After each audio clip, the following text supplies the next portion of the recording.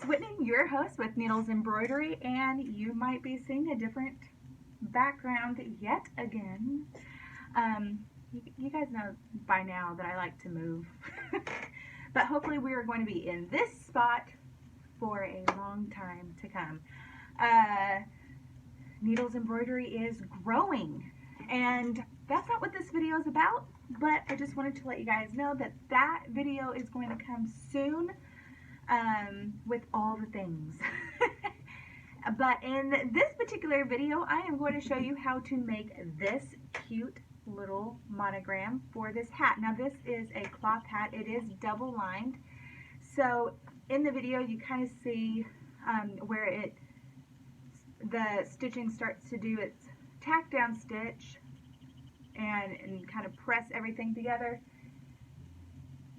And it kind of left this little crease in the V, and so what I ended up doing was just taking it off and repinning and pulling the top lining tighter so that when it goes to put the final satin stitch down, it stitches out beautifully.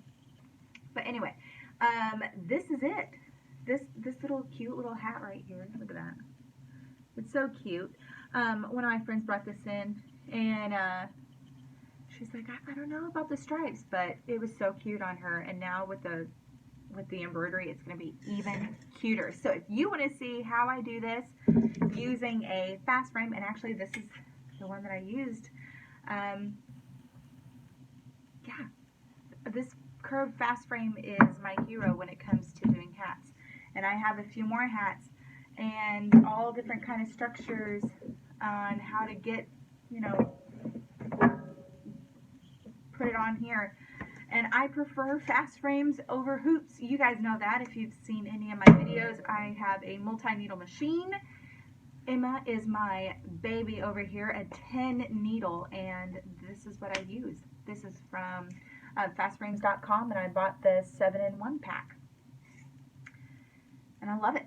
I use it every day, all day long. So if you are looking at investing in anything for your embroidery machine, this would be one of them that I recommend.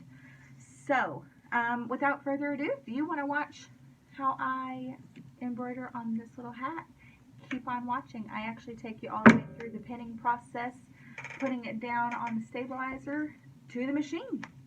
All right, let's get started. Alright, here I'm using my curved fast frame for my hat, and I start by pinning down the sweatband of the hat.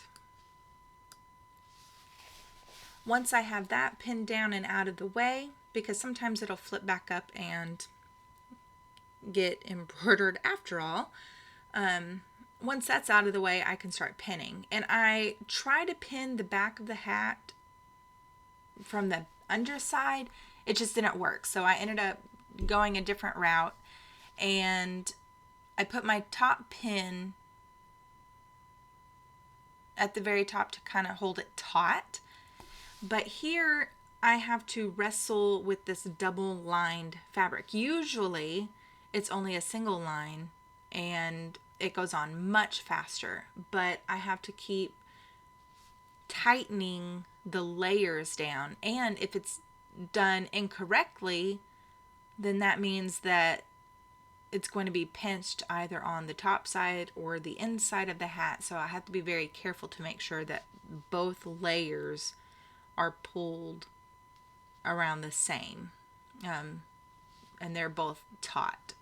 Putting it on the fast frame here on the bracket, and this is where I had the mistake where the top layer of the hat actually started coming, it was too loose, and so when that V started stitching out its tack down, I ended up with a pull. And so here I am just picking it out, and I can do that right on the fast frame.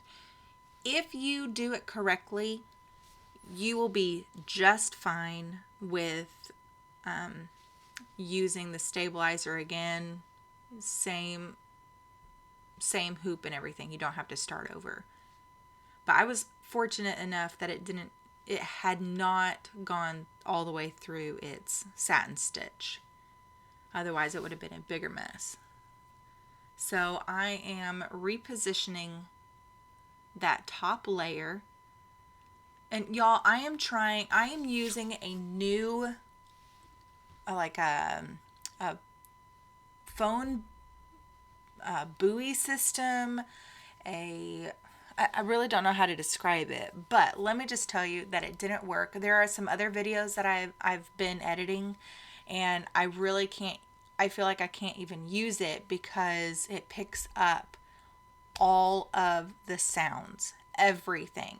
Even when I drop a little pin on my desk, it picks it up. And it's mainly because of the type of material that the mic or the phone stand is made out of. So the best way to describe it is it's like one of those office lamps that you can crane any direction. That's what this is. So I actually have it attached to my door right now, which regrettably doesn't really work because I end up shutting the door and forgetting that my phone was attached to the prop. So I ended up cutting that part of the video out. You didn't miss much. When I realized it, not much time had gone by. So working on the satin stitch, going back around it, and I chose not to have it redo that tack down stitch. I didn't think it was necessary on the hat, but the reason why they are there is if in case you are working on something that is really plush or really thick, those under stitches are so valuable. It really sharpens the image. You need them. So do not pass it up just because it takes a little bit more time. They're important. Those underlay stitches also, I refer to them as a tack down. They're important. So see, you didn't even notice that I shut the door. So you just jumped right to the next scene. But this is such a cute little hat. And when she put it on, I should have recorded her or taken a picture of her wearing it because it was so stinking cute on her. All right, I am going to stop my voice over here and just let the video play and let you enjoy this, and then I'll come back in the end.